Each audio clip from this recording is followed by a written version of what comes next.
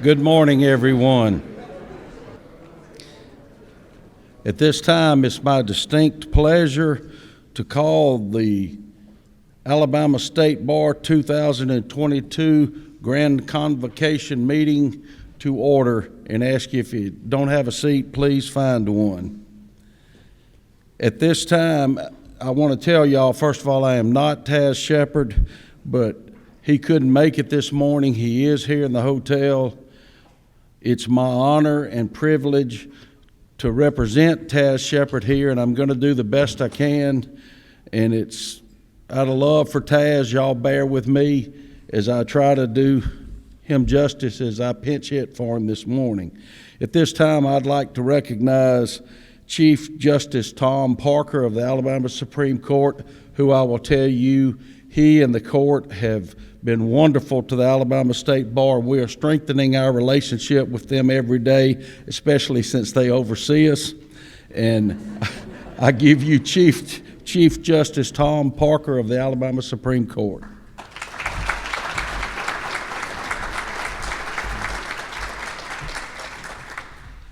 I want to tell you that life has so many interesting twists and turns. 44 years ago, I shared a table taking the bar exam with your president, Sam Crosby. And then here he becomes president, and I was on the Supreme Court, and we were able to work together. Something similar with Taz. Taz and I both went to Dartmouth College, not at the same time, but because it's so rare for somebody from this state to travel all the way to New Hampshire, we founded a friendship and have been able to work together so well as Chief Justice and Bar President. He and I both have a passion for access to justice. As you know, his own personal history, he has been so personally involved in that. And it's just been wonderful for us to be able to cooperate to expand the reach of the justice system for those who have not had access to it. And with that, I want to talk to you about the judicial system and thank you for the role that you as a bar have played in helping us expand the reach of the judicial system. You have Susie Huffman on board as your liaison to the legislature. Susie has such wonderful relations with the key legislators. It's been a real gift to the judicial system as we have worked together to try to expand the reach of the judicial system. So let's get into this. I want to start with a topic you've heard something about in the news recently, and that's judicial reallocation. We have a changing population scenario in the state of Alabama. We have huge growth areas, but we also have large metropolitan areas that are decreasing in their population. And it's left us with an imbalance in our spread and placement of judgeships. And so the legislature, in trying to work with this, has created the Reallocation Commission, of which I am chair as Chief Justice. And it's a way to try to slowly address this. Only one judgeship can be reallocated every 2 years from the same circuit. And we just did that a few weeks ago from Jefferson County. We reallocated that to Madison County. This is made up of judges, retired judges, attorneys appointed by the Alabama Bar Association and the Alabama Lawyers Association, the governor's office and the attorney general's office. So we're trying to get a cross perspective on this. And I have to tell you, there's a lot of emotion tied into it because we have judgeships that have been created in large areas that have lost population, and it's just hard to change those. And so there's some ruffled feathers, but it's helping us meet the need that exists out there. Look at the size of the need. This is based on our last full year of operation before COVID impacted our trials and our numbers. We use a weighted caseload study formula that was created by the experts in the nation. There's a team from the National Center of State Courts that has created these weighted caseload formulas for 26 jurisdictions, 26 states, let me say. And so this is kind of the gold standard. And what they do is come in and examine what is the normal caseload in a particular jurisdiction. We had judges from all over the state participate in a survey on this, and it's called a weighted caseload study because something like a capital trial is 30 times more than a simple felony drug trial. And we try to take this differential into effect in creating this weighted caseload. And by studying the load on existing judges, they have determined, the Reallocation Commission has approved, and then the Alabama Supreme Court has ratified numbers that show, now this is before the reallocation, 12 circuit judgeships. It's now only 11 at that. But you can see the numbers down below that for each circuit and what they need. We also show a need for 8 district judges being added through growth needed. Now, 2 years in a row, I've asked the legislature for just a bite of this, just 5 of the top needs, rather than all of the 19. It was 20, now it's 19. And you can see the high load. Now, Madison County was showing 3.25. With the reallocation, it'll be 2.25. But some of these growth areas are a little surprising, like Autauga, Chilton, and Elmore. Look at that, 2.8 judges they need. Baldwin County, you would expect to have that growth. Mobile County as well. DeKalb County District Judge is carrying the caseload of 2.3 district judges. We've got some real imbalance that's needed to be adjusted in our system. I've asked the legislature for this repeatedly. I'm hoping that now that reallocation has finally occurred, that will remove the bottleneck that we've had in the legislature so that we can move forward to providing you, the bar, with the numbers on the bench that you need to move the cases along for your clients. Let's go to the next one. One other thing that I'm doing that is very interesting to me, we have online dispute resolution being introduced in its infancy in Alabama. Now, online dispute resolution is something that was developed by eBay, and they were able to perfect this so that the two sides of a dispute could work it out without having to have as many humans involved in the process. We had a national conference on this. I took Brent Craig, a district judge from Morgan County, to the meeting.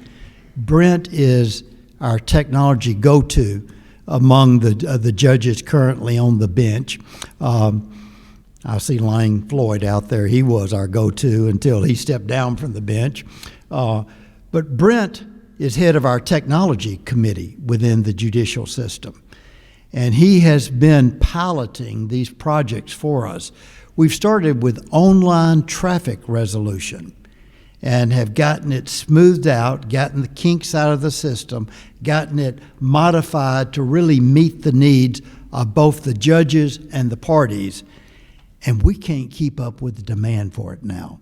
We're now in 26 counties, and we can't respond timely to the requests from other counties to be added to this, because we have to have time for our personnel from the centralized administrative office of courts to go out into the counties and get this set up. And as you can see, we're now in 26 counties. This has not been all at one time. It's been gradual into that. And so we've almost reached 17,000 tickets processed through this online system. It is helping the district judges. You can hear figures from 15 to 20% of their traffic docket is handled by this. So it allows them more time to concentrate on the weighty cases before them. I spoke to a judge who was here at our conference who said that he has, I think it was Bibb County, and had a lot of college students passing through getting traffic tickets, and they love to have this access to be able to handle their cases online, and it allows him more time for the other cases. So we are starting with that, but now Brent Craig in Morgan County is piloting our online dispute resolution program for small claims cases. We are trying to expand this gradually, carefully, with experience so that we get it right. And this is something that I think will really go. We can even move on into maybe uncontested divorces and help the district courts and the family courts have more time for the other disputes that come before them. So this is technology that we are utilizing to make us be able to reach further to those who have not been able to afford attorneys or even utilize the volunteer lawyers program. Help them in their judicial needs. Now, last year, our contract for Alicourt was up for renewal, and as a condition for renewal, I imposed 2 new requirements on OLIS. The unified judicial system is defined through the Constitution as including probate courts and municipal courts, but the administrative office of court has no statutory authority over them. And so I tasked OLIS with developing modules for Alicourt for municipal courts and for probate courts. And this has changed unexpectedly, very dramatically. Let's go to the next slide. Because of the Brookside speed trap blow-up, the legislature got involved and is requiring municipal courts to report to the administrative office of courts a lot of details. What part of the municipal budget is coming from traffic tickets? Regretfully, it's been a forced earning opportunity for some of the municipalities. And by these reports, hopefully that will put the spotlight on it in a way they don't want it, and they'll back off of some of that. But at the same time, the legislature is requiring these municipalities to either use our court system, which I already had started to have developed, or to get an approved system. Now, this won't be a rapid switch because, quite frankly, since they were free out there without the Administrative Office of Courts control, they went out and got vendors to provide them a case management system. And those might take some years to run through those contracts. But for those of you who've used Alicourt, you know how user-friendly it is. I've shared this before. I think it was Christy Crow who was licensed in both Alabama and Georgia and sang the praises of Aliquot over the Georgia system. And then we have another president right here on the front row. If I recall correctly, you were also licensed in Mississippi and gave us the same type rave reports for Aliquot. Those who use competing systems in other states recognize the value of what we have here. Now think of this as practitioners. Once we get these municipal systems tied into Aliquot, all that data is going to flow up into Aliquot, and when you're doing jury selection, you're now going to have broader data available to you in determining who you want on a jury.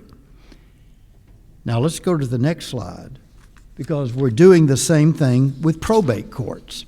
We're getting more and more lawyers elected as probate judges who appreciate the value of Aliquot. The new probate judge in Montgomery County at the time was speaking to my Rotary Club and just bemoaned what he had to deal with in a case management system.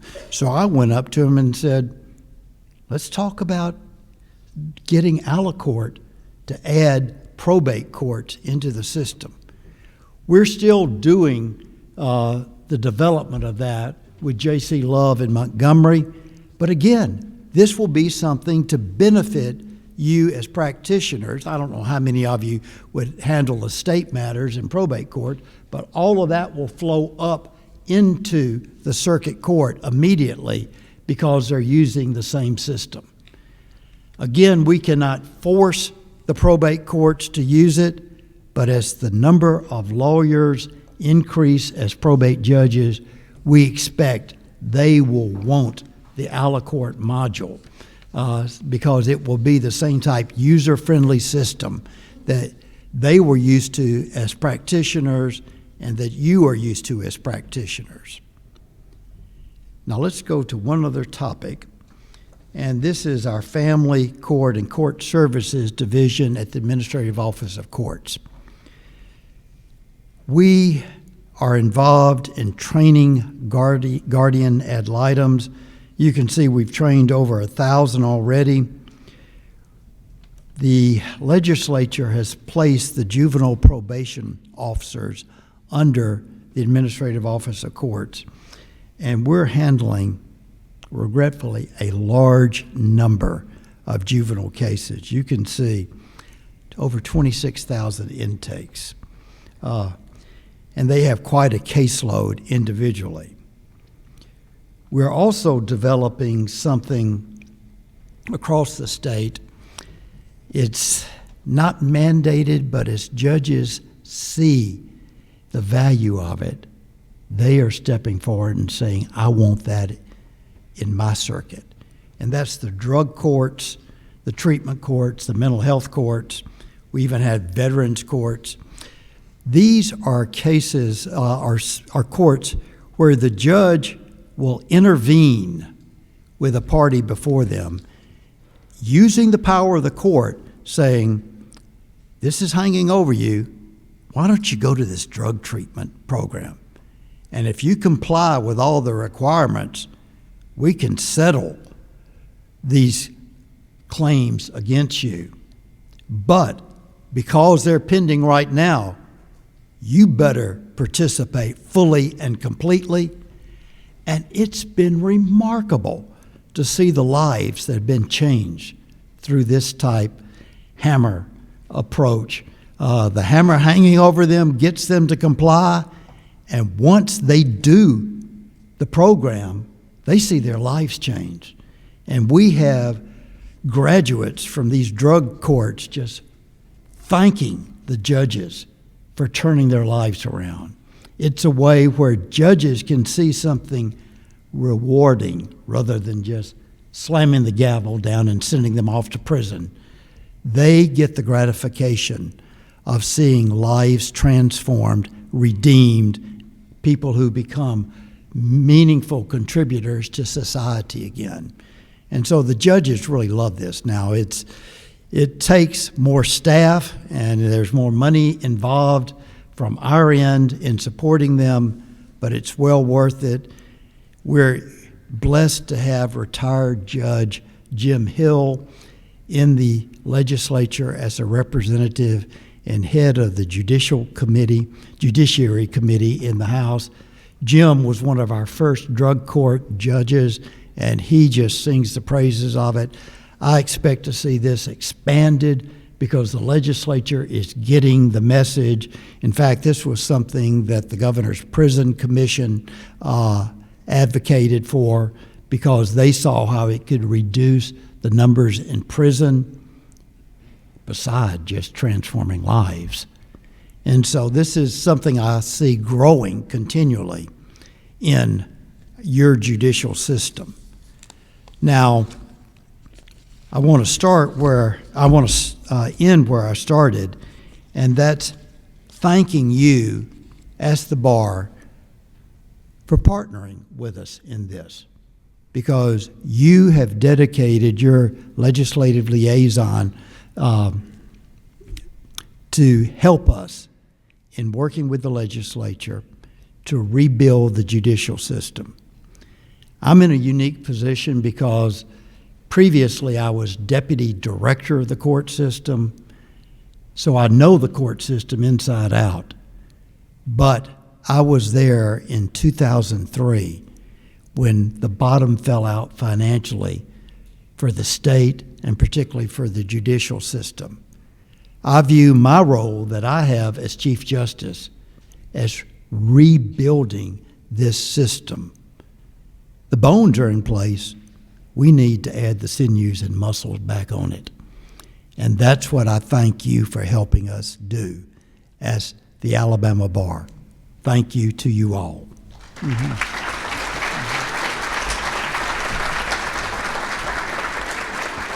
Thank you, Mr. Chief Justice, and I'd like to thank everyone on the Alabama Supreme Court for their support and willingness to help us grow and improve our relationship with the court, and we hope that continues into the years to come.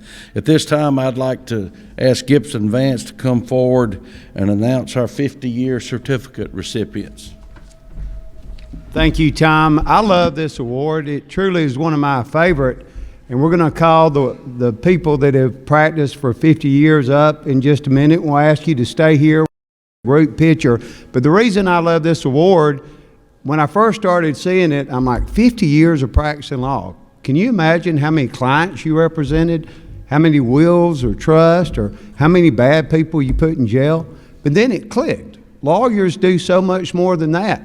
So I think of this.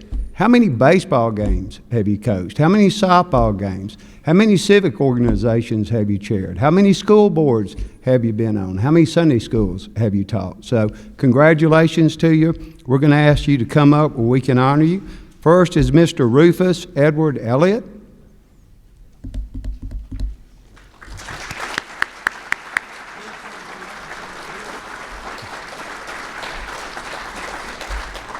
The Honorable Howard Florney Bryan.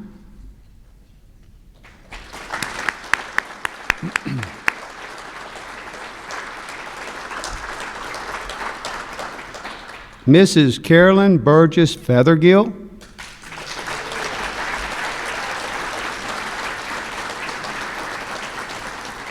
Roger Glenn Killian. Roger.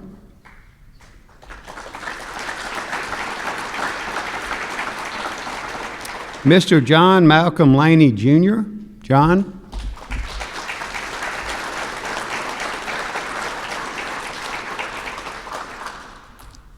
Mr. Edward Key Livingston.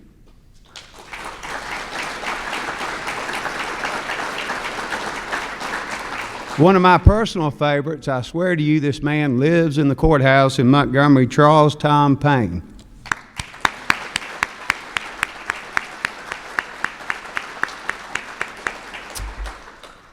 And lastly, Mr. Thomas Wayne Sorrells.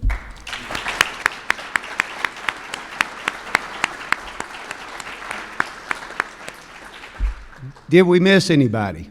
Anybody that's been practicing 50 years?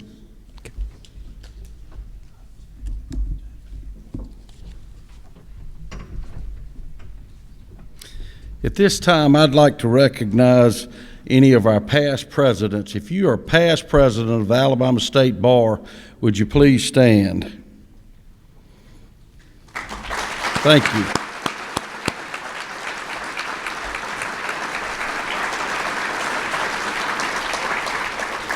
We do want to thank you for your service and your continuing service. Are there any members of the Board of Bar Commissioners, if you are, would you please stand as a group? Everybody stand.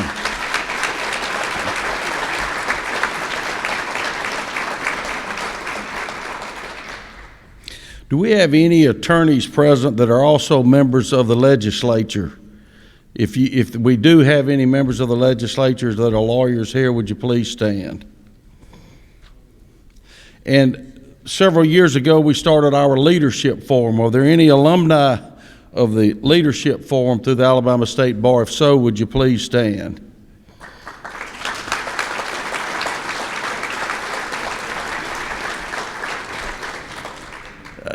One thing we're doing is just trying to give you a sense of how many people it takes to run this organization and the countless hours of unselfish service that people volunteer.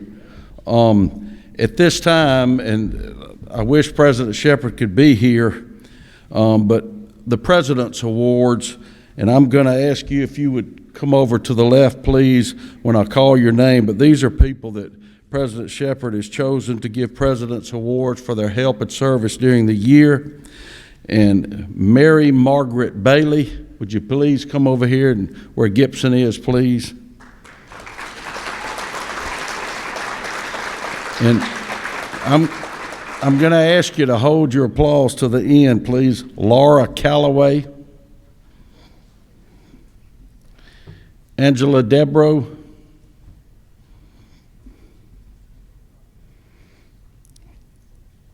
Eileen Harris, Barry Batson, Phil Mitchell, Clinton Richardson, Gibson Vance, I guess he's already there, Greg Ward, Brandon Buck, Julian Dean, Sam Ford, Guy Lescaut, and I apologize if I mispronounce that guy, Matt McDonald, Flynn Mazingo, Harold Stevens, and Claire Veal. And I think they're going to take time, but now let's give them a round of applause.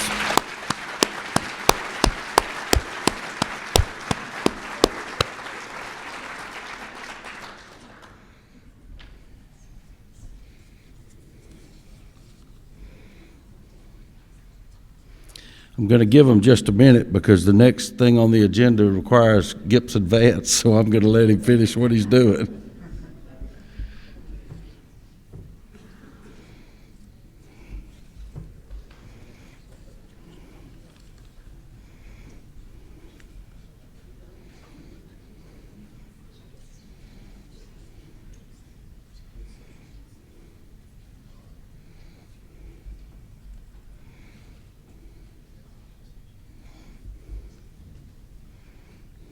At this time, I've got Gibson coming and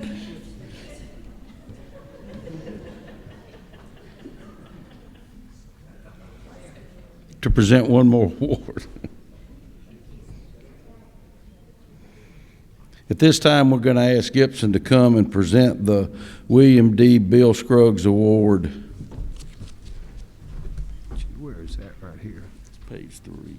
Page 3.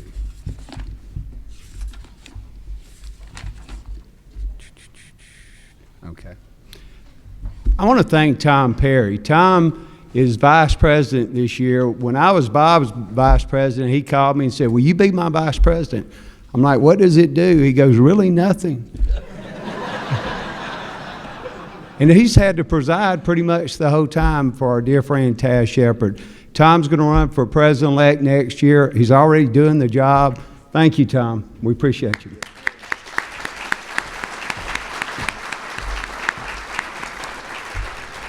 I have the honor to announce the William D. Bill Scruggs Award. We're going to give that to Taz Shepard this year. The commissioners wanted to do that. It was a totally unanimous vote. Taz is in the building, of course, but does not feel well enough to be here today. So I'm going to talk more about Taz when I give my speech, but I don't think I've ever met anybody that loves the Bar Association more than Taz. So congratulations, Taz.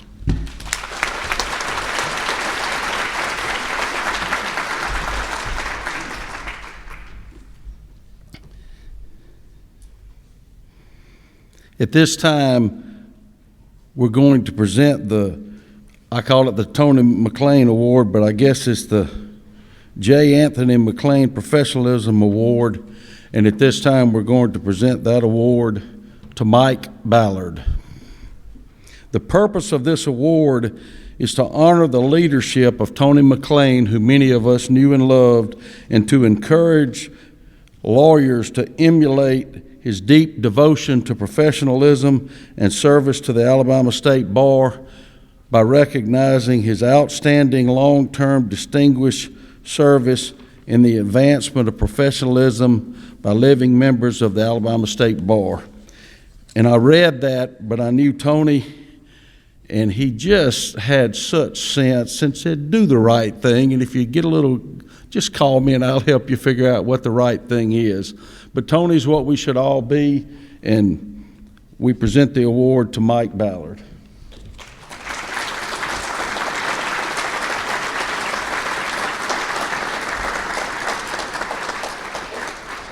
At this time, we'd like to present the Award of Merit winners and ask them if they'd come up where Gibson is as I call their name and remain up front for some photographs, please.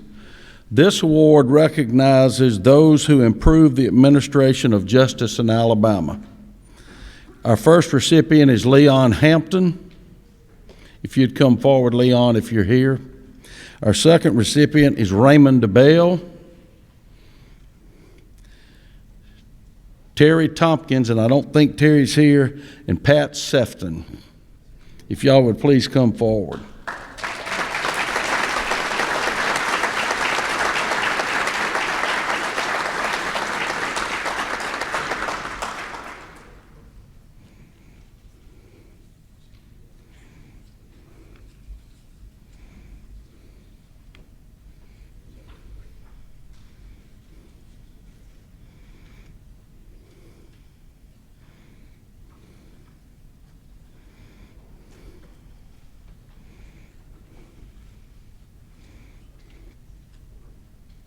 At this time, I'd like to announce the recipients of the Commissioner's Award. If you would do the same thing, please come forward to the podium over here with Gibson as your name is called and remain up front for a photograph, please.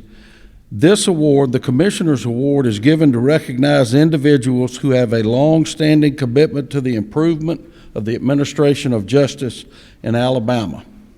This year's recipients are Clay Martin,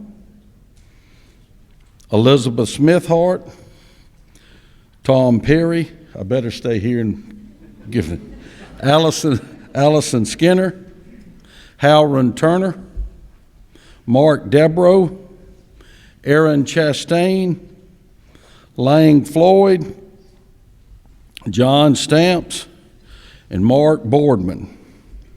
And I do want to tell y'all that I'm moving through this so we don't waste time, but these awards, both the President's Award and the Commissioner's Award, were very seriously taken in consideration by President Shepard, and it meant a lot to him to give these people these awards because they worked so hard supporting him. So on behalf of Taz Shepard, I would like to thank the recipients of this award, and thank you for your service.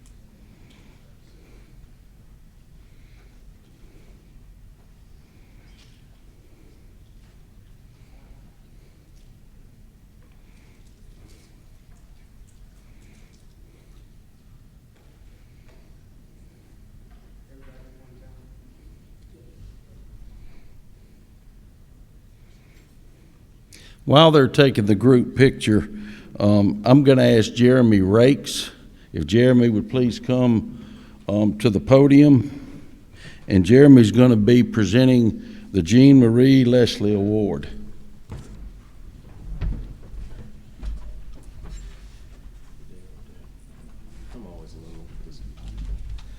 Morning, everybody.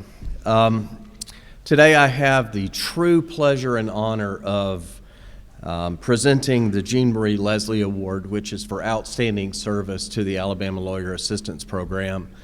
I have known this gentleman for several years before I was even affiliated with the State Bar. And what I can tell you is he is incredibly committed to the law. I think more importantly, he is incredibly committed to his family and has amazing integrity and character. I'm very grateful for his friendship and the work that he does on our Lawyer Assistance Program Committee. And there was never a question amongst the committee members when we voted. 3 different people, when we were talking about it, came up to me privately and said, we would like to nominate this gentleman for the award this year, and it is truly a pleasure to present this award to Judge Ogletree.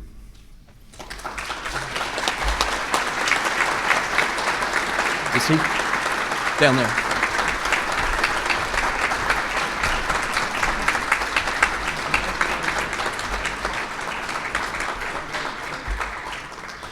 I'm going to take a personal privilege here, but I distinctly recall my conversation with Jean Marie Leslie, where she talked about how proud she was of Billy Ogletree, now Judge Ogletree, and how much he meant to her and how much he did to assist other lawyers.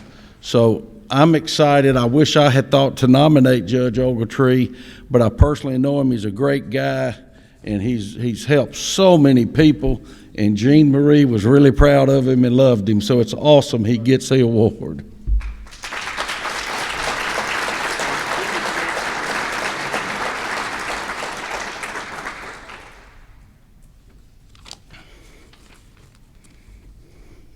At this time, I'd like to announce the recipients of a Maud McClure Kelly Award, the Susan B. Livingston Award, and the Justice Janie L. Shores Scholarship recipients that were presented earlier in the week, and just ask them to stand, please. Our Maud McClure Kelly Award winner is Honorable Carol Smitherman. Our Susan B. Livingston Award winner is Honorable Sue Bell Cobb.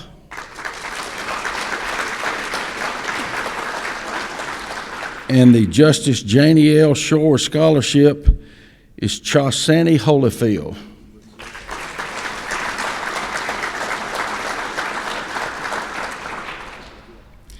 I'm really honored to make the next announcement. This award will be presented at the Judicial Conference in a few weeks, but I'm really honored because the person was nominated by Howard Turner and myself, but the Honorable Gaines C. McCorkadale is the recipient of a Judicial Award of Merit, and we'll present that at the Judicial Conference in July.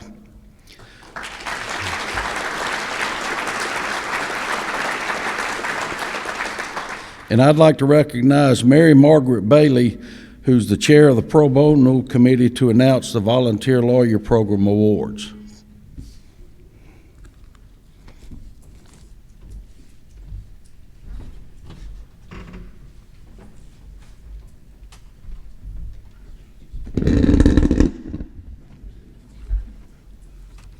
Good morning. I'm here to present 5 Pro Bono Awards. The Albert Vreeland Award, which goes to an individual attorney, a law firm group award, a mediator award, a law student award, and a public interest attorney award. The purpose of these awards is to recognize an individual or group that has demonstrated outstanding pro bono efforts through the active donation of time to the civil representation of those who cannot otherwise afford legal counsel, and through encouraging greater legal representation in and acceptance of pro bono cases. So these are special awards. The recipients are not being honored for the paid work they do, but for being good people. They've set the bar for us. They're the type of people all of us should strive to become, in addition to becoming accomplished lawyers. The recipient of the 2022 Albert Vreeland Pro Bono Award is Tim Gallagher.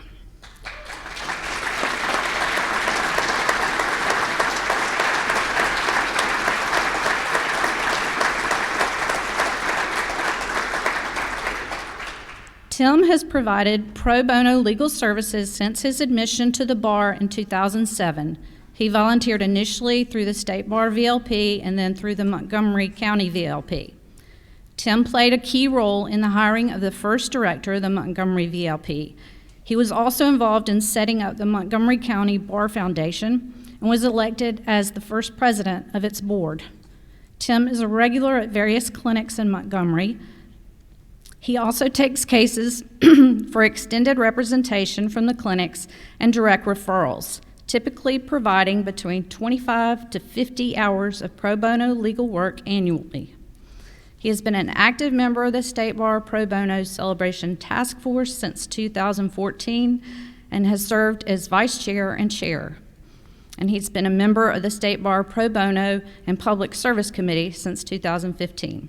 Congratulations.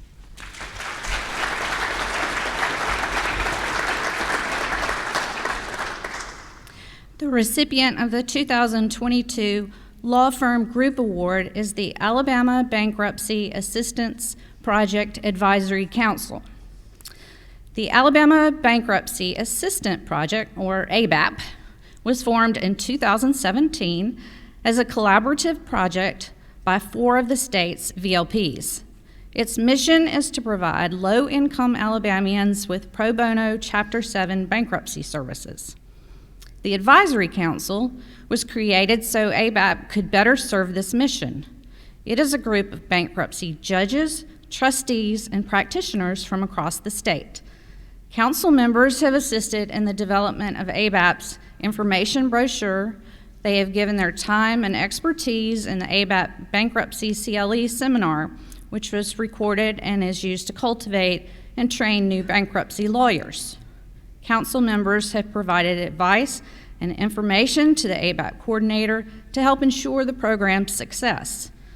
Practicing lawyers on the council have served as volunteer attorneys, offering pro bono representation to ABAP clients. It is with the help and support of the Advisory Council that ABAP has grown to over 175 clients. And the list of the members of the Advisory Council are in your award brochure. So congratulations to all of them.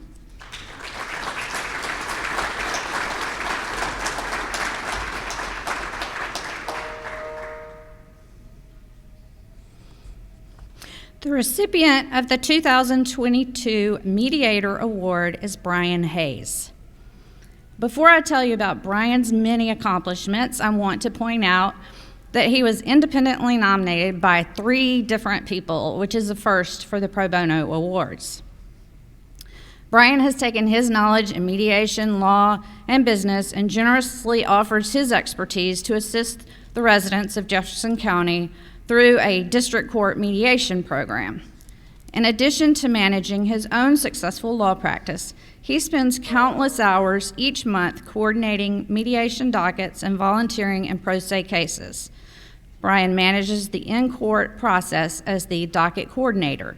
He introduces the mediators, explains the process and the benefits, answers questions, and encourages participation.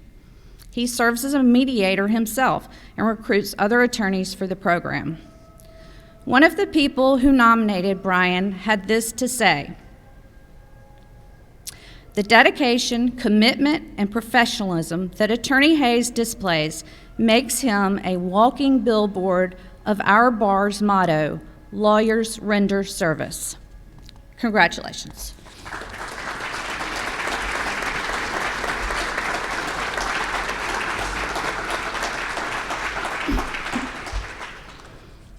The recipient of the 2022 Law Award is Lucas Lopez. Lucas just completed his third year at the University of Alabama School of Law, and he's now studying to take the bar exam. He decided to take a break from studying so he could be here in person to receive this award. Lucas volunteers with the State Bar VLP's monthly legal assistance clinic in Tuscaloosa. At the clinic, he assists with client screening and intake. Not only does he volunteer himself, but he also helps recruit and train other student volunteers.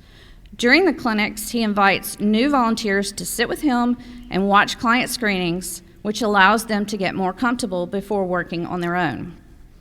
In addition to his work with the clinic, Lucas also served as a law school ambassador, as a member of the Honor Council, and editor-in-chief of the Journal of the Legal Profession. Congratulations.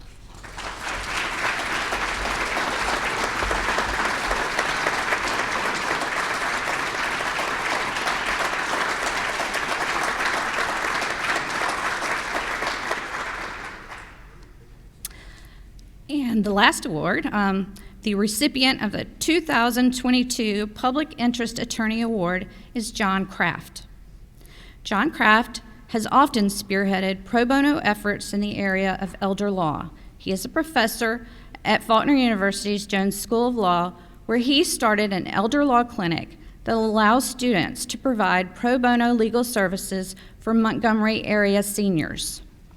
In addition to teaching, Professor Kraft also supervises the Elder Law Clinic, where his students provide services such as preparing wills, living wills, powers of attorney, providing representation during guardianship and conservatorship proceedings, and assisting victims of elder abuse, neglect, and financial exploitation. The clinic, which Professor Kraft started and supervises, has benefited the community at large. As a continuous clinic dedicated to addressing the needs of seniors, it has served thousands of individuals. Professor Kraft has previously served as chair of the State Bar's Elder Law Section and has provided countless hours of CLE to train lawyers and judges throughout the state. His efforts have improved elder law and policy and resulted in increased access to pro bono services. Congratulations.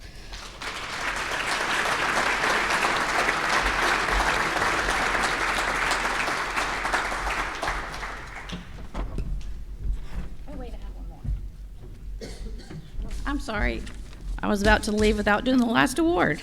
The recipient of the 2022 Public Interest Attorney Award. No, I did that. Y'all, I'm completely confused. I'm sorry.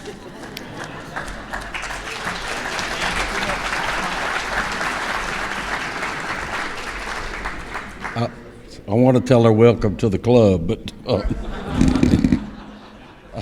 I got all of 15 minutes notice, but we're doing good. At this time, this is one of the exciting things for me.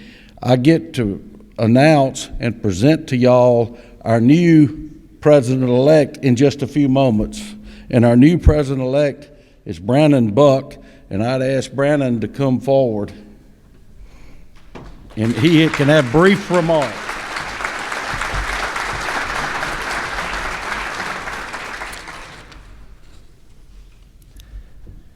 First of all, I want to say thank you to all of you for allowing me to serve in this leadership position. It is truly the honor of my career, and I am truly grateful for the opportunity. You know, I've been practicing law for 25 years now, and the legal profession has been very good to me. I view service to the bar as a way of helping ensure that future generations of lawyers have the same opportunities and benefits from the legal profession that I've had. I got involved with the State Bar over 20 years ago with the Young Lawyers section and made so many close friendships with so many of the people that are still active in the Bar Association today. More recently, I spent 9 years on the Board of Bar Commissioners. My bar work, and to be honest and fair, I don't really consider it to be work because it's such a pleasure. But my bar work has connected me with so many amazing people that I otherwise would never have had the opportunity to meet and get to know. and it has opened up so many doors for me, and for that I am so grateful. I'm thrilled to have the chance to continue working with all of you commissioners, with the judges, and with all the lawyers in our State Bar Association for the next 2 years. I'm also thrilled to be working with Terry Lovell, with Roman Shaw, and the exceptional bar staff that we've assimilated in the bar building. They do a phenomenal job, and the bar is in excellent hands at this point in time. It will also be a fantastic learning experience, undoubtedly, to be Gibson Vance's understudy for the next year, so I'm grateful for that as well. I want to thank my family, particularly my wife, Molly, for supporting me in this endeavor, and the same goes for my law firm family at Badham & Buck. The last thing I want to say is this, and I know I won't be the only person to say or think these words today. But Taz Shepard has been a real inspiration to me this past year, not because necessarily of anything he has done as president of this association, though there have been many great things that he's done, but because he has reminded us of the power of gratitude. You know, I've worked with Taz closely over the last 2 years on a number of different projects, and not once have I heard Taz complain or utter a negative word. Quite the opposite. Taz has always shown an unwavering and unyielding sense of gratefulness and positivity. So even though he's not here, and I wish he was here to hear these words and the words of others that will be spoken about him, I want to thank Taz for serving as our bar president, but more importantly, I want to thank him for reminding us of the power of gratitude. Thank you.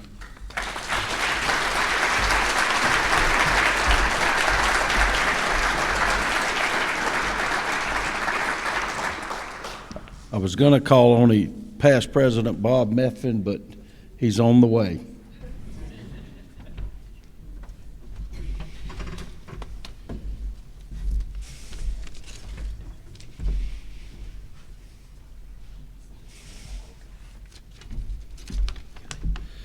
Good morning. I'm here to present my friend Taz Shepard with the past president's plaque. Before I do that, I want to share a short little story about Taz. Last year when I was bar president, Taz was president-elect, and he's also on the executive council. Taz pulled me aside and said, "Bob, tell you what, I'm going to support you in every single thing you do. But I can tell you this, if I disagree with you, I'm going to let you know about it." And I already had so much respect for Taz, but when he told me that, I realized what one of his greatest attributes was, which is leadership. And being able to talk to someone and disagree with them without being disagreeable. Well, Taz was true to his word. And we had a very tumultuous year, to say the least. But Taz's advice and friendship were invaluable to me and to this bar association. Now, as for Taz's year, he has excelled under very challenging circumstances. As Brandon said, you never heard him whine, you never heard him say anything negative, but it was always positive. He would show up on those Zoom calls and he'd be eating because he needed to, but he was always there and he never let us down. I tell you what, many people in that position may have just thrown in the towel and said, you know, I'm not going to really participate, but not Taz. He led, and he led with strength, and he led with passion. He accomplished all the major goals that he set out to accomplish. He is a tremendous servant leader, and the bar owes him a great debt of gratitude. So it's now my pleasure to present Taz with the most coveted honor that all state bar presidents seek, which is the past president's plaque.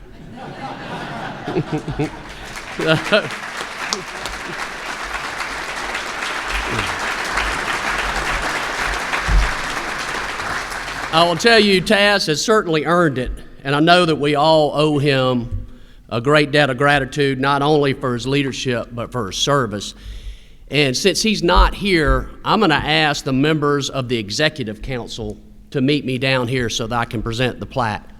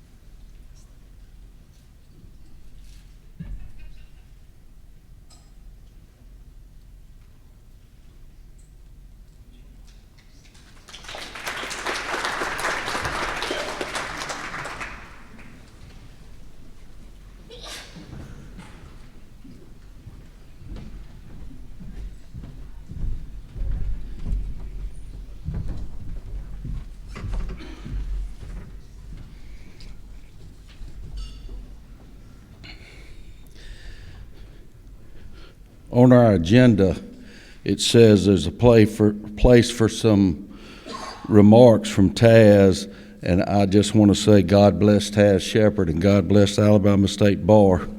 And with that, I'd like to ask Chief Justice Parker and Gibson Vance to come forward as we pass the gavel on to Gibson.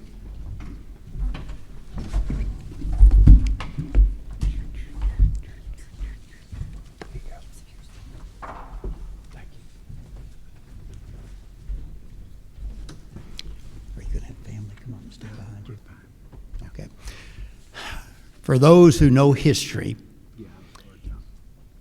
President George Washington used a Bible for his oath of office, and it's a tradition that's been continued ever since that time. But in addition to the Bible, we're going to use a copy of the Constitution because the oath of office includes the oath to the Constitution, and this one was signed by a U.S. Supreme Court justice who administered the oath of office to me in 2005. So if you would hold that for him. And Gibson, if you would raise your right hand and repeat after me. I state your name. I, Carl Gibson Vance, Come forward so we can hear this. Solemnly swear solemnly swear that I will support the Constitution of the United States that I will support the Constitution of the United States and the Constitution of the State of Alabama, and the Constitution of the State of Alabama, so long as I continue a citizen thereof, so long as I continue a citizen thereof, and that I will honor the courts of Alabama, and that I will honor the courts of Alabama, the legal profession, the legal profession, and the citizens they serve. and the citizens they serve. I will strive to improve the law I will strive to improve the law and make our legal system available to all, and make our legal system available to all, and that I will honestly discharge and that I will honestly discharge the duties of the office of President of the Alabama State Bar, the duties of the office of President of the Alabama State Bar, upon which I'm about to enter, upon which I'm about to enter, to the best of my to ability, the best of my ability. so help me God. So help me God. Congratulations, Thank you. President Vance.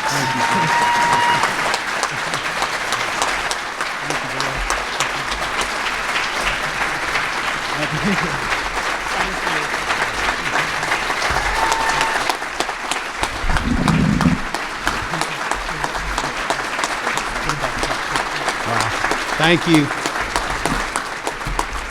Thank you so much. Thank you, Mr. Chief Justice. Boy, it is such an honor and a privilege to be here today to stand before you. I'm so excited about what we're going to do together over the next year for the Alabama State Bar. But first, let me address the elephant in the room. There's been a lot of buzz about this week, and the elephant is, how long am I going to speak? Because what you and I know is the only real thing standing between this moment in time and a reception is how long I speak. So I'll tell you, I'm going to speak for 1 hour and 20 minutes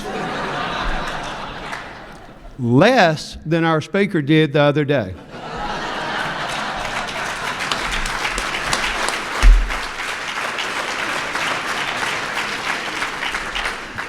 Before I get started, I want to say thank you to several people that have helped me. Taz Shepard, man, I wish he was here. I love that guy. I mean, what Brandon said and what Bob said, he never complained. Most people would have just melted in. Not Taz. He had 41 initiatives, as Terry will tell you, and he got every one of them done. If he was here, I would hand him this book because this book reminds me of Taz. It's called Profiles in Courage. I wish I could add a chapter about him, but I can't do that. But we got every member or every employee at the Alabama State Bar to sign their name to tell Taz that we love him. I want to thank my family. You saw them up here a second ago. My beautiful wife, Kate. God bless her. She has told me she's going to give me 1 more year of standing by my side as I volunteer for things. I couldn't do it without her. And trust me when I tell you that the bar is getting a great first lady. I listen to everything she says. I don't make a decision without her. She picked out this tie today. Every morning as I'm leaving to go to work, I tell Kate 2 things. I love you, and if you ever leave me, I'm going with you.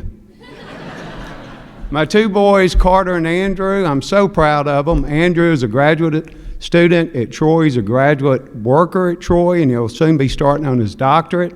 Carter graduated from the University of Alabama, got into law school, decided to go on a different path. He works for one of, I guess, our biggest sponsors, Site Court Reporting, and I'm proud of the job he's doing. But these boys at a very young age felt that it was their constitutional duty, perhaps a mandate, to give me a hard time, to make sure I stay humble. I could tell you a lot of stories, but this is my favorite. About 10 years ago, Carter was 16. He was prepping for the ACT. I came home from a business trip a little bit early, walked in his room, and instead of studying for the ACT, he was playing a computer game. Well, being the lawyer that I am, I said, you know what? This could be a very teachable moment. I said, Carter, do you realize that when Barack Obama was your age, 16, he woke up every morning at 4 o'clock and he studied 4 hours before he even went to school? Pretty proud of myself. Till I saw a little smile on Carter's face, and he said, Dad, that's a great story. Do you realize that when Barack Obama was your age, he was president of the United States?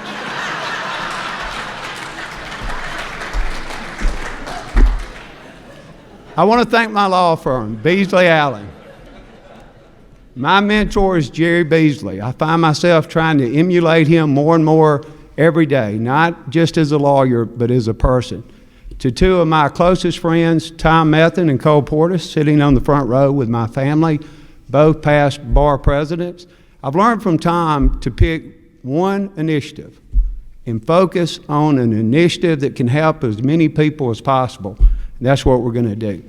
And I've learned from Cole 2 things: to approach every task with a servant's heart and to listen. Cole is the best listener in the country. He does a great job at it, and we're going to do that this year also. My good friend Terry Lovell. I've known Terry 25 years. I was at her wedding 21 years ago. And folks, let me tell you this. And you heard Bob allude to it. About 1.5 years ago, your bar was at a crossroads. We had to hire a new executive director. There was no margin for error. We could not get it wrong. We had fantastic applicants from all over the country, but one person rose above because this person had credibility with all the lawyers, with all the judges, with the Supreme Court. She had the enthusiasm, the spirit that we needed. Terry has done a fantastic job. She has assembled a staff that's second to none, and our future is so bright because we have her at our helm.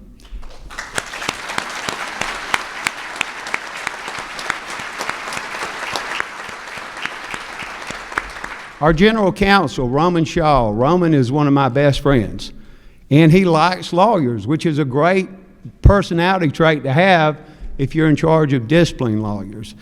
You can't replace a Tony McLean, but I think we're coming pretty close with Roman. He does frustrate me from time to time. We play golf back home in Montgomery on Sunday afternoons, and invariably during the round, he'll get 2 or 3 phone calls from lawyers that had too much fun on Saturday night. He takes every call. He handles it with grace and mercy. And Roman, you're doing a great job. Thank you.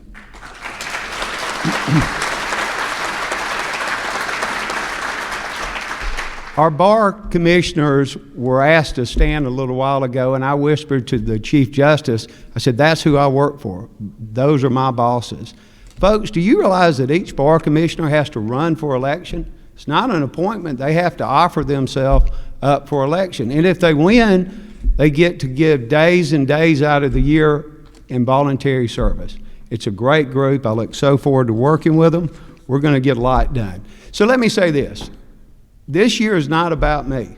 It's not Gibson's year. I really don't like it when people refer to it as his year or her year. This is my year where I have the opportunity to provide the best service possible to the Alabama State Bar. I know many of you, but for those I don't, I want to take 1 minute to tell you about my background, where I came from. My mother was a single mom. She raised 3 children. We qualified for free school lunches and food stamps. I got my first job when I was 12 because I had to have the white Nike shoe with the red swoosh on it, the one Forrest Gump wore. I went to college at Troy University. I went there on student loans, work study, and Pell Grants. I went to Jones School of Law at night. I worked full-time during the day.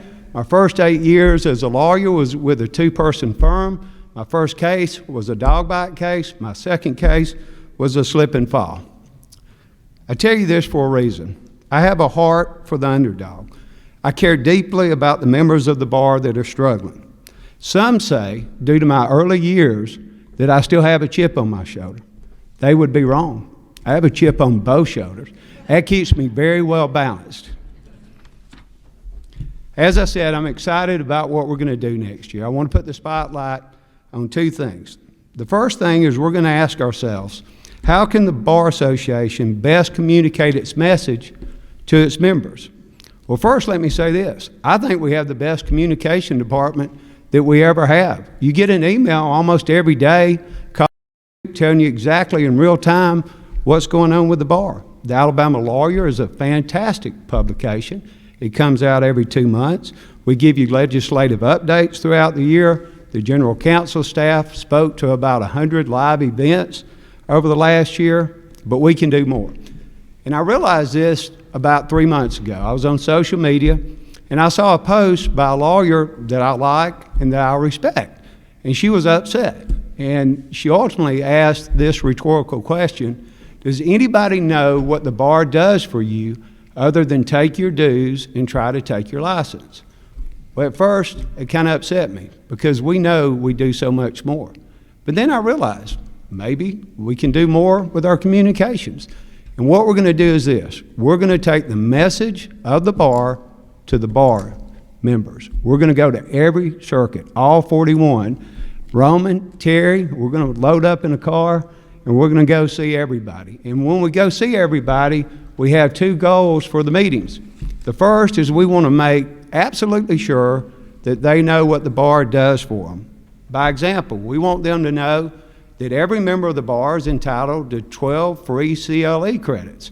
Video, you can watch it for free, on demand, anytime you want to see it. We want them to know that we have the best practice management software of any bar in the country.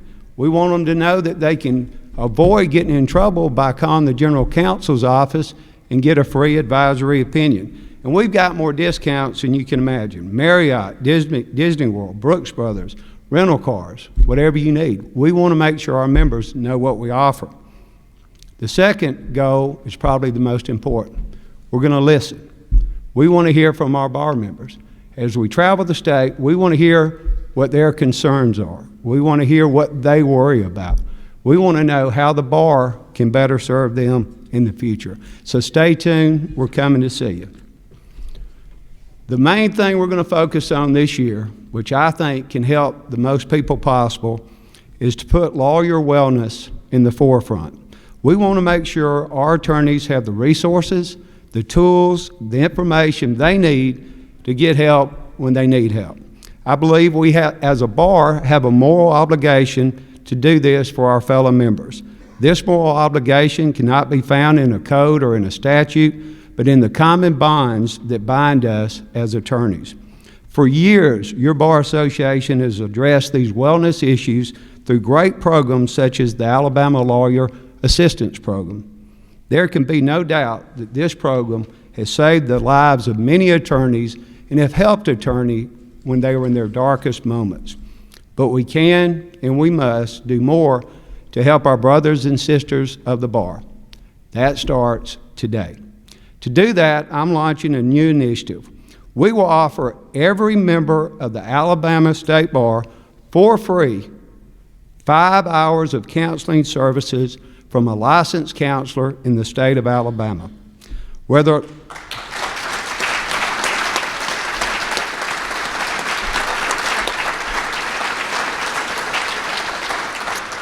Thank you. Whether a lawyer is facing mental health issues, substance abuse, alcohol addiction, or experiencing suicidal thoughts, we're going to get them the help that they need. We're naming our initiative Drive for 5. Not only are we going to talk about those 5 free hours of counseling as we drive across the state, but we hope to also drive home the message that to be a good lawyer, one must be a healthy lawyer. Why is this initiative so important to me? Because our bar faces historic challenges related to attorney well-being. Folks, the statistics are not fun to hear, but we cannot ignore them. I bet everybody in this room knows a lawyer or knows a judge that is struggling and fits in one of the statistics that I'm about to cite. Suicide is the 3rd leading cause of death among attorneys. Imagine that. 36% of attorneys consume alcohol at levels consistent with problematic drinking. That is compared to 12% of other professions. 36% of lawyers suffer with substance abuse, compared to only 10% of other professions. 28% struggle with some level of depression, 19% with anxiety, and get this, folks, 40% of law students report severe depression upon graduation. They hadn't even started practicing law. 40%. Scary. Younger attorneys have the highest incidence of these problems in their first 10 years of practice. I suggest to you that these numbers are incompatible with a sustainable professional culture. Too many individuals are struggling, and the impact is too great for us to ignore. What makes this even worse is that lawyers don't seek help for mental health issues because of what? They fear somebody will find out. They worry it will discredit them and possibly affect their license. The lack of awareness for resources is also a barrier in getting the help they need. The bottom line is this: the 5 free counseling sessions are done completely anonymously. The bar will not know the identity of those utilizing the services. The cost to our members is absolutely free. There are no financial obstacles to getting help. There should be no fear of being stigmatized for getting help. I'm passionate about the work ahead of us next year. Together, we can accomplish these goals and truly make a difference. The work we do matters. The message we deliver matters. The contribution we can make matters. I want to close with a quote that many of you may have heard before, but it's a quote that speaks to me when I think about our mission as bar leaders. Mother Teresa's words are just as true today as when she first spoke them. People are often unreasonable and self-centered. Forgive them anyway. If you're kind, people may accuse you of ulterior motives. Be kind anyway. If you're honest, people may try to cheat you. Be honest anyway. If you are happy, people may be jealous. Be happy anyway. The good you do today may be forgotten tomorrow. Do good anyway. Give the world the best you have and it may never be enough. Give your best anyway. For you see, in the end, it is between you and God. It never was between you and them anyway. I want to thank you again for everything that you've done for the Alabama State Bar. Everyone in this room has made a significant contribution. I'm looking forward to serving you and the over 19,000 members of the State Bar as your next president. So let's get to work and let's make a difference. Thank you.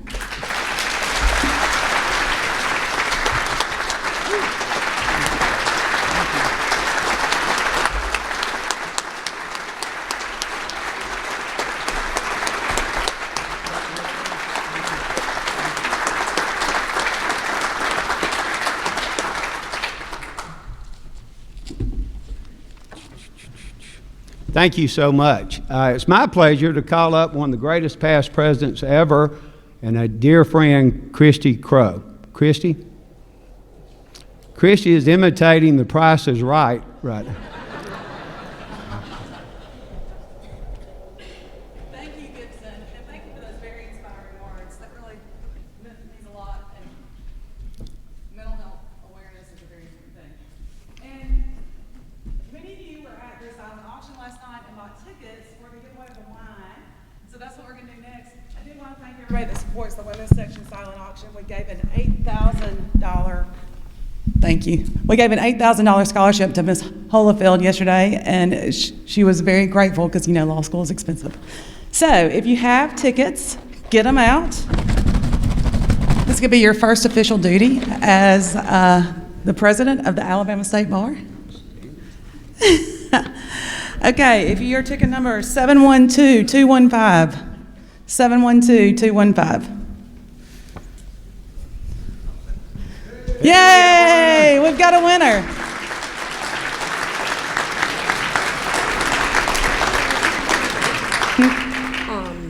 Charles Greer had to leave early. This is his ticket, so I'll be bringing it to him. Well, okay. I will let you take it to him because it's very heavy. Carter can testify to that. But yeah, you can't carry it. Like you can't carry it. It's wine. I'd have made it happen. Roman Shaw coming up next to announce the winners of the golf tournament. Thank you. First off, I want to take a point of personal privilege. You heard that you heard the name Mike Ballard a minute ago. Mike Ballard won the Tony McClain Professionalism Award. What you didn't hear a minute ago is why he won the award. Mike Ballard chairs our Client Security Fund. A portion of your dues go into the Client Security Fund. The whole purpose of the Client Security Fund is to help the victims of lawyer wrongdoing. So, first off, you should be very proud that we have that fund. Most professions don't do that. All right, so a portion of your dues every year go into helping the victims of lawyer misconduct. And Mike worked with Tony. He knew Tony for a long, long time. Mike was instrumental in setting up the Client Security Fund and getting the rules enacted so that we can have that program. He also is the one who makes sure our rules are up to date and consistent with what's going on in the country. He's won national awards for his service with the Client Security Fund, and he has been invaluable. This is a guy who tries to help people. They were already a victim, right? That's why they went to a lawyer in the first place. And then their lawyer victimizes them. So what Mike does, and through his efforts, is to try to restore a little bit of dignity, a little bit of credibility to the legal profession, and he has been doing that for a very, very long time. And Mike, I want to thank you.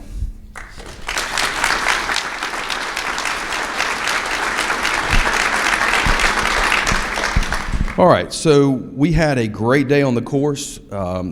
The good Lord was looking out for us. There was this thunderstorm that blew up. It ended up not coming in, so it knocked the temperature down for about 10 degrees, and it was wonderful. So in first place for the golf tournament was Gibson Vance.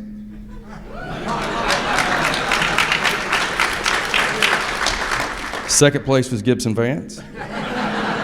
No. Gibson was on the winning team, and on his team was Jeff Lovell, Joe Shell from Site Court Reporting, and myself. Second place was Jim Esdale, Chip McCallum, Billy Copeland, and Sam Crosby. Sam toted that team.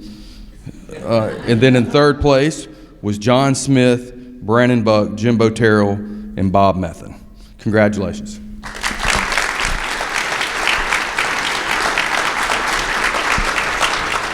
And I will turn this over to Michelle Shaw, who will give you the tennis winners. Hello, everyone. We had a great day on the court as well. We ditto what Roman said about the thunderstorm that was coming in and saved us a little bit. But we had a great time. And the winners was Honorable David Kimberly, if you're here, if you want to stand up, and Jimmy Intrinkin. Sorry if I missed your name. Okay, thank you. I'm turning over to Gibson Band. Okay, Robin, I think we have a big prize, the grand prize. Robin is in charge of this convention, so if you had a good time, let's thank her.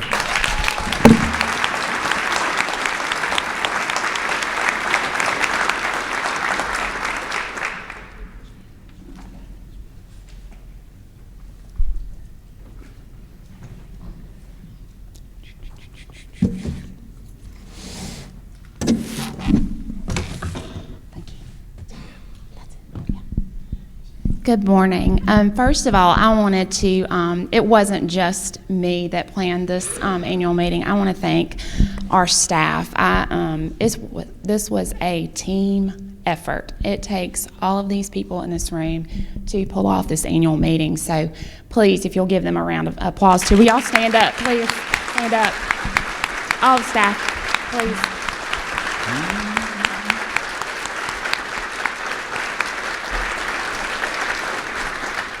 This quote by Helen Keller reminds me of these precious people on this front row. It says, "Alone we can do so little, but together we can do so much." And that was by Helen Keller. So thank all of you very much. We've had a wonderful week here at the Hilton. It wouldn't be possible without our generous sponsors. So at this time, I'd like to thank our platinum sponsors. That is the Alabama Civil Justice Foundation, Attorneys Insurance Mutual, Site Court Reporting, and the Solo and Small Firm section. And then our presenting sponsor, who is Bill Bass, if you want to come forward. Yes.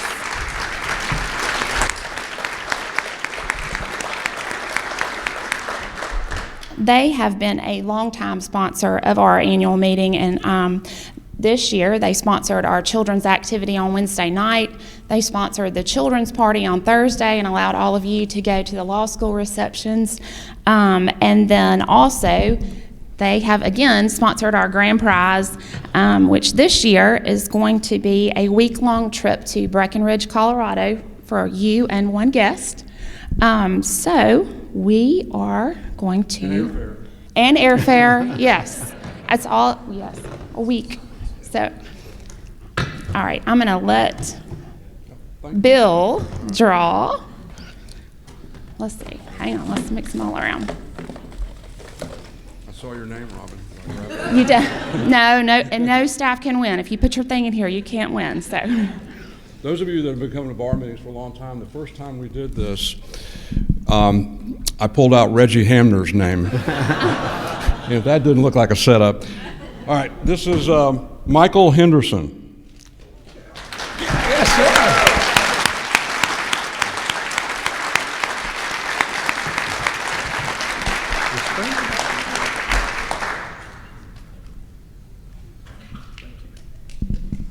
Thank you. Thank you, Bill.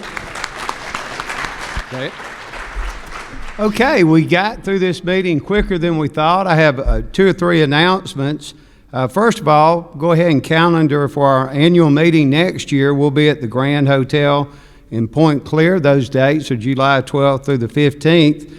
We're going to have a reception that hopefully everybody can stay and go to. That starts at 11:30. We have the band that Christy used a few years ago, and a lot of good food, and so hopefully you can be there. That starts at 11:30, and that's in Coastal A and B. And then I would like to remind the bar commissioners that we have a little bit of business to do, and I would ask you within the next 10 minutes, let's assemble in Coastal C. And with that said, we are adjourned. Thank you.